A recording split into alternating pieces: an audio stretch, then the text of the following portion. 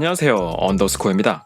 지난 영상에서는 선거 조작 음모론의 4가지 핵심 주장들에 대해 살펴봤습니다. 오늘은 일련의 음모론에서 잘못 사용되고 있는 가정들, 데이터와 지식을 해석할 때의 옳지 않은 태도들, 그리고 그 외에 선거 데이터에 대한 몇 가지 오해들을 설명드리고자 합니다. 우선 첫 번째, 해외 유명 대학의 교수도 조작설을 지지해주고 있다. 며칠 전 미시건 대학교 정치학과의 월터 미베인 교수는 자신의 웹사이트에 한국 선거 데이터에서 부정의 가능성이 있다는 쪼꼬를 올렸습니다. 참고로 이는 아직 공인된 학술지에 게재된 정식 논문이 아닌 그저 개인 페이지에 올라온 글입니다. 여기서 잠시 학계에서 지식이 어떻게 만들어지는지 짚고 갈까 합니다. 통념과 달리 어떤 유명한 학자가 자신만의 학문적 발견을 했다고 해서 이것이 곧바로 연구로 인정받지는 않습니다. 같은 전공에 속한 동료 학자들이 연구의 내용이 적절한지 오류는 없는지 검증을 해야 하죠. 이런 과정은 대부분 학회 혹은 학술지의 심사 과정에서 이루어집니다. 다시 말해서 어떤 학문적 주장이 나왔을 때 그 발언자가 하버드 박사를 나왔건 스탠퍼드 교수를 하건 간에 우리는 이를 제대로 검증해 보아야 합니다. 가령 1966년도 필즈상 수상자이자 옥스퍼드 대학교 석자 교수까지 지낸 수학자 마이클 아티아는 자신이 리만 가설을 증명했다고 발표했지만 이는 동료 학자들에게 받아들여지지 못했습니다.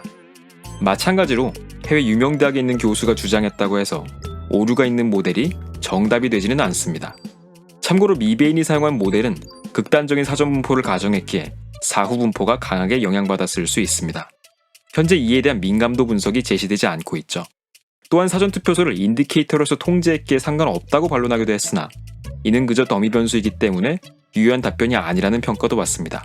게다가 모델과 어긋난 개별 관측치를 모두 선거 부정으로 간주하기에 기본적으로 문제가 있다는 비판 역시 받는 중입니다.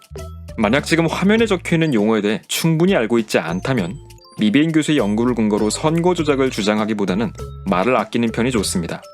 통계를 모르는 것은 잘못이 아닙니다. 그러나 자신이 이해하지도 못한 내용을 사실이라고 믿으며 남들과 논쟁하는 것은 잘못입니다. 물론 그와 별개로 미베인 모델의 문제점과 한계에 대해서 충실히 설명할 필요도 있겠죠. 전공자들을 위해 아래 댓글창에 저희가 고정 댓글로 설명을 적어두었습니다. 구체적인 논의에 관심 있는 분들은 직접 읽어보시면 좋을 것 같습니다. 두 번째, 가능성이 낮은 사건이 현실에 나타났다면 이는 높은 확률로 조작이다.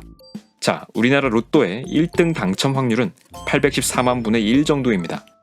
굉장히 가능성이 낮은 사건이지만 엄연히 현실에서 발생하고 있죠.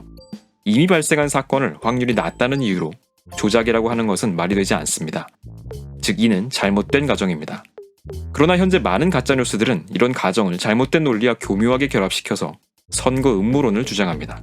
가령 다음과 같은 식으로요. 고3 수험생이 서울대학교 입학할 확률은 0.55% 정도입니다. 그럼 국회의원이 될 확률은 어떨까요?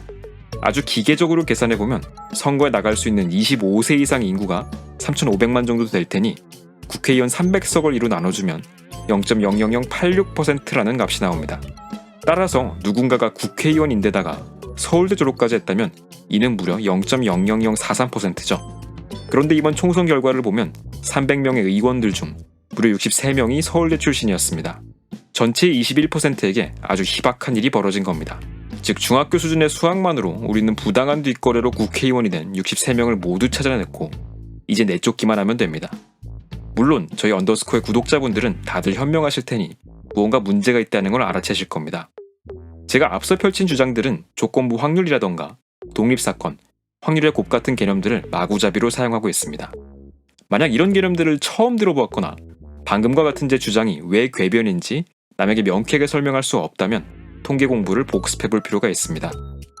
세 번째, 선관위 사이트에 올라온 득표 숫자들이 무언가 이상하다. 중앙선거관리위원회 웹사이트에 접속해서 종로구청원 효자동 데이터를 보면 관내 사전투표에서 3,185명의 선거인 중 1명을 제외하고 모두 투표에 참여했다는 값이 나옵니다. 어떻게 투표율이 99.9%냐며 의문을 가지실 수 있죠.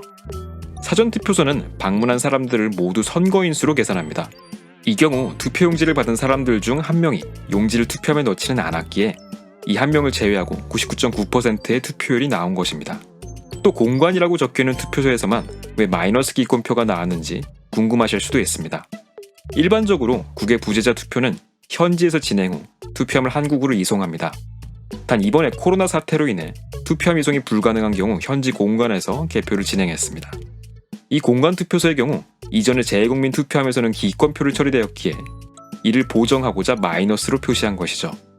참고로 앞서 소개한 미베인 교수의 경우 한국 선관위 데이터에 이런 특성을 반영하지 않은 채로 분석을 실시한 것으로 알려져 있습니다.